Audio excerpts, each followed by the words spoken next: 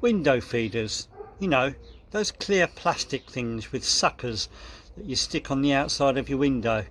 I never thought they'd be any good, but I've been proved wrong.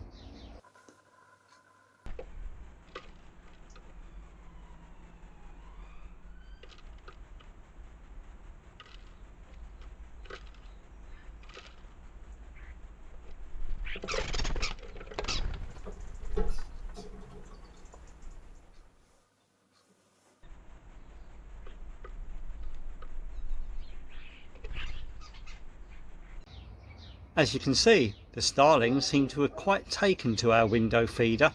I'm surprised I've not seen the robin there yet, but hey, there's still time. Hope you enjoyed that. Do join me again soon here on Naturally Curious UK. Cheerio for now.